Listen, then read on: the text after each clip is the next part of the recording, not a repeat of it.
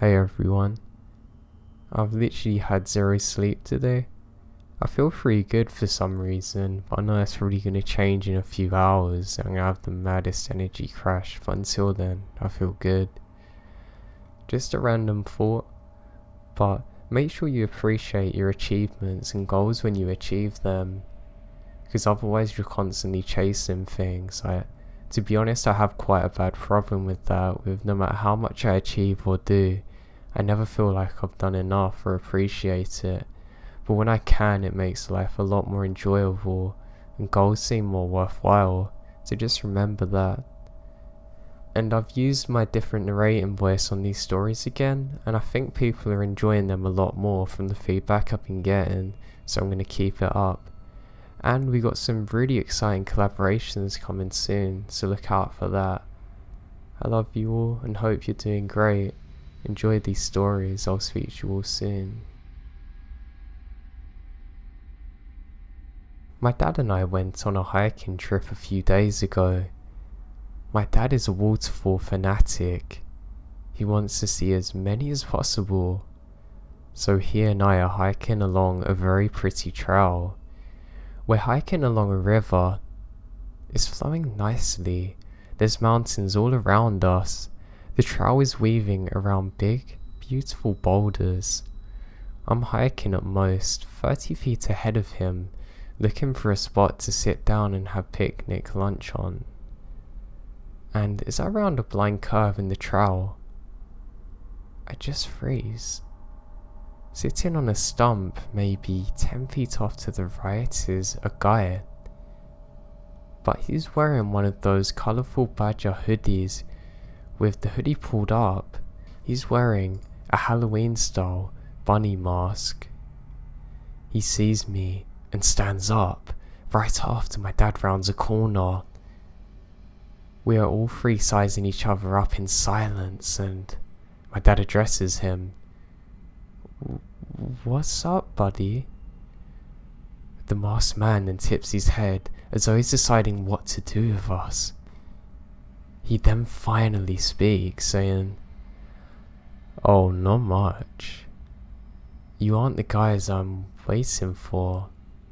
You have a good day." And then he turns and jogs off quickly. Strapped on his lower back is a large hunting knife and a pistol. We lose sight of him pretty quick. We hadn't seen a soul on the trail all day, and we'd been there for almost 4 hours. Needless to say, we leave the waterfall for another day and turn quick. Once we're off the trail, we report it to the local forest service and police, but they say they can't do much aside from keep an eye out for any suspicious activity.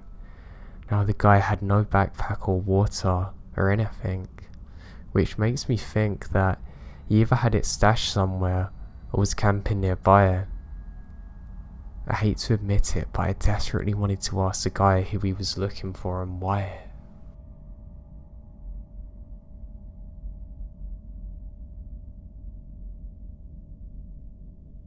Let me start by saying that I love camping. Anytime my friends and I come home from college, we loaded up our cooler with beer, grab some gear and go screw around outside. Unfortunately, when I was actually at school, none of my sorority sisters or friends ever wanted to go with me, so I often suffer withdrawals from camping. One day, the weather was way too nice to waste, so I grabbed my gear, hopped in my car I borrowed from a buddy and drove to a spot that's secluded yet within safety of civilization if I need to get help. Camping also creeps me out though, but that feeling is always outweighed by the joy of it.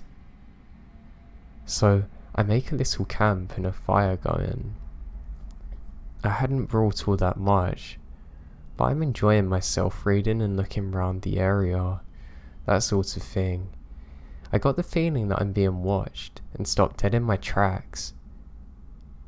I hear a twig crunch over to my right, but see a doe bolt from 100 feet or so in front of me. I laughed at myself and went back to camping. I just kept freaking myself out though. hearing sounds just outside of the ring of light cast by the fire. I always get inside my head, so I shrugged it off and kept whistling and just enjoying myself. Around 1, I decided to get into my tent and snuff out the lantern. I'd been slamming beers in the most unladylike fashion and smoking cheap cigars until I passed out. It's around 2 a.m. I hear footsteps.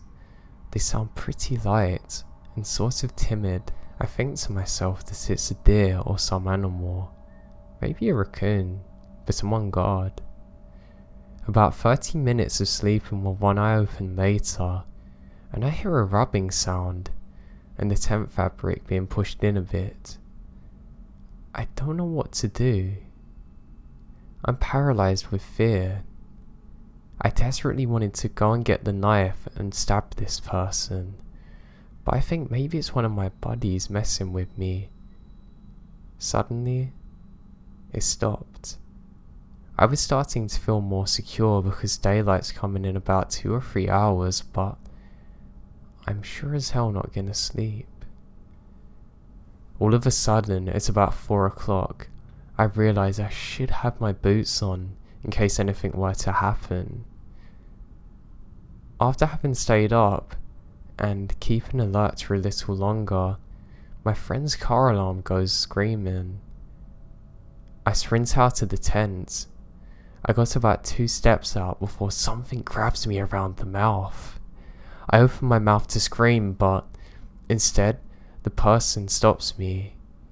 I've heard that people can perform insane feats of strength with adrenaline rush. In my case, I just clamped down. His finger popped off almost. He screamed and pulled his hand away. He took off, running down the hill and into the opposite direction. I take off. I must have looked ridiculous, but I didn't care. I quickly make it into the car and speed it out of there, calling up my friends, telling them what's happened and the police, and get some real clothing. When the cops get there, they checked it out. The cops went out with a light. They brought me back some of my things that I left there. But what made me most scared is that right next to the tent was a gas can, and lighter fluid had been poured around my tent. The kicker is, they never caught the guy. So somewhere out there is some crazy guy that's looking to make fires in tents with people in them.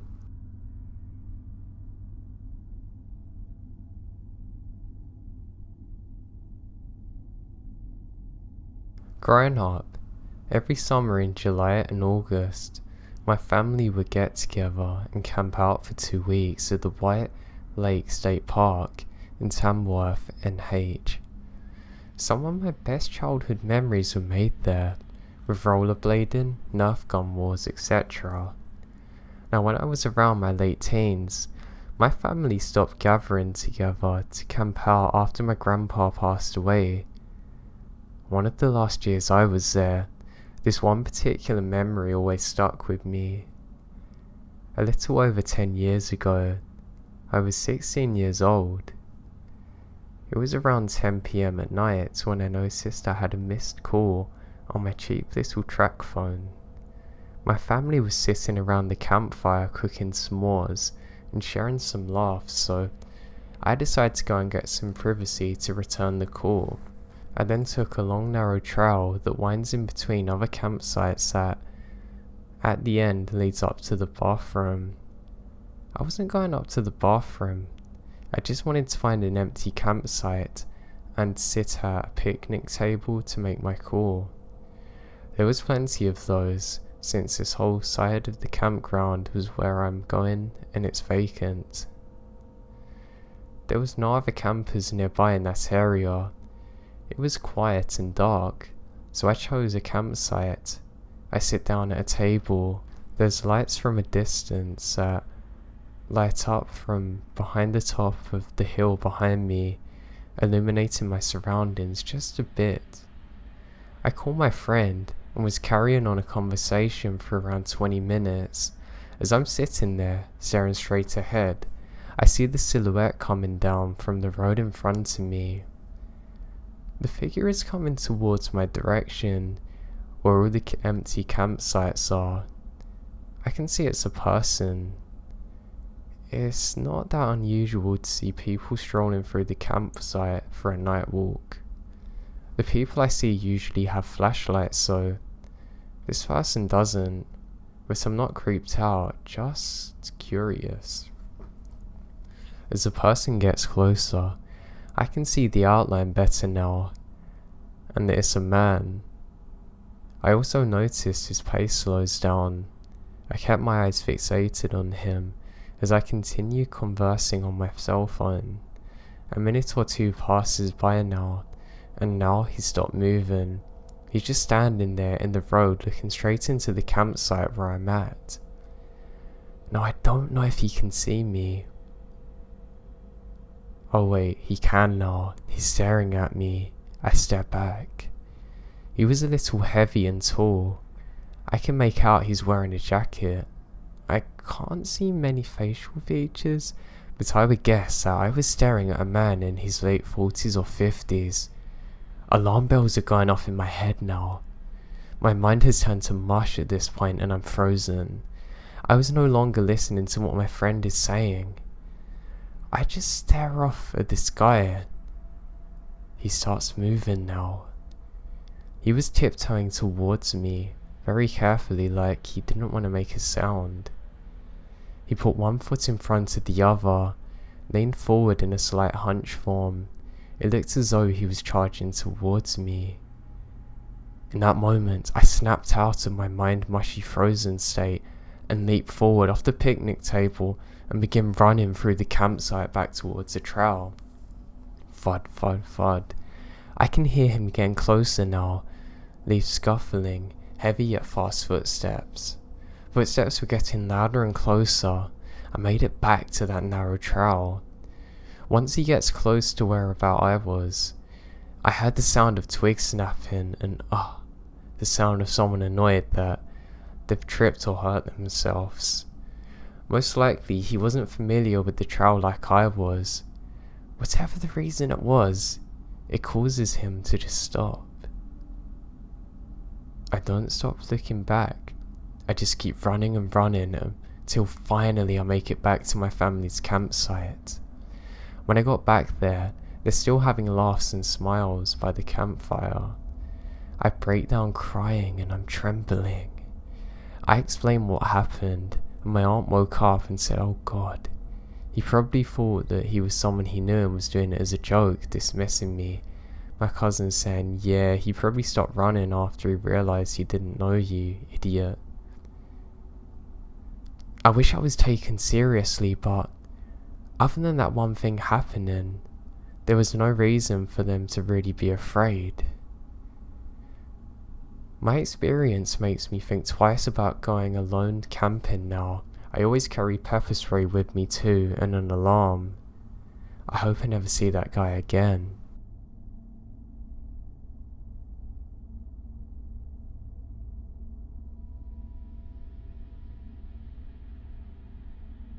Now, while I was growing up, my family would visit the same lake every year for every summer weekend.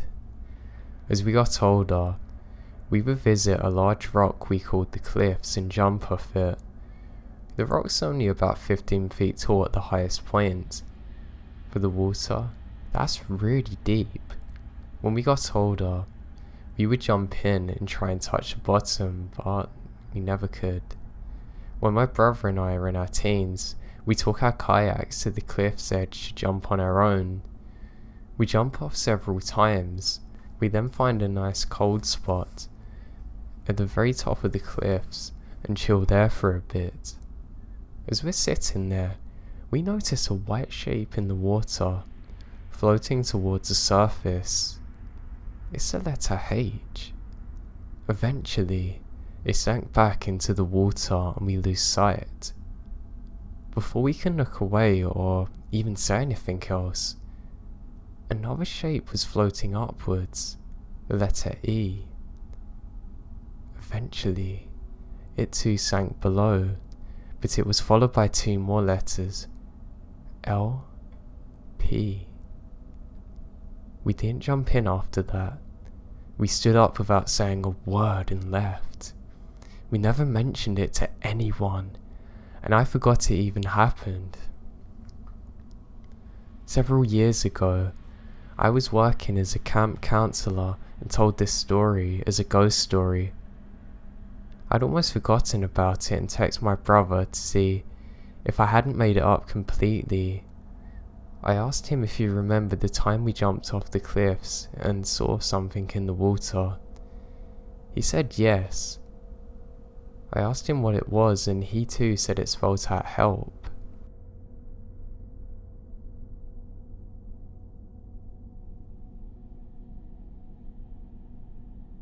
One of my friends always has these get-rich-quick schemes or shady ways of making money on the side.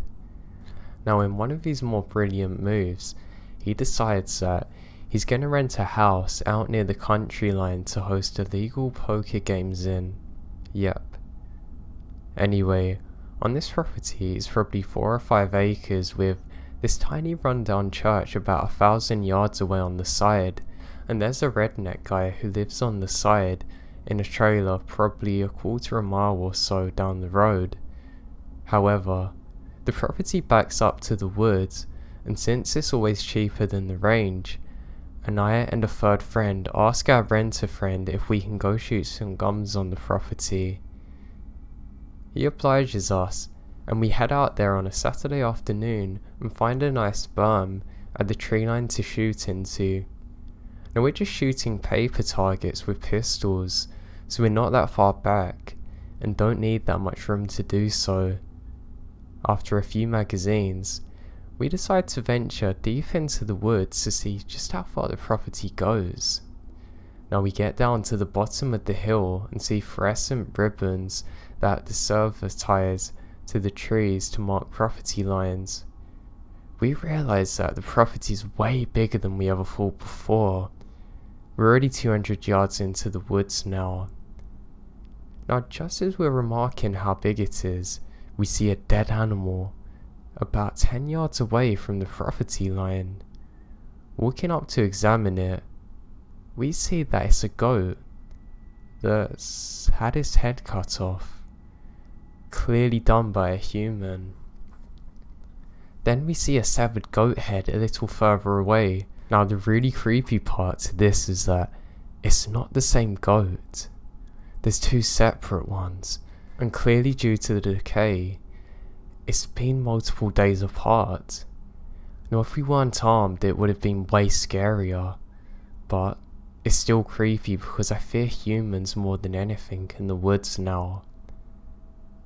Now I say this was out in the country, but it's in South Carolina, so there's really not crazy expanses of wilderness being an East Coast state that's pretty much all settled by people.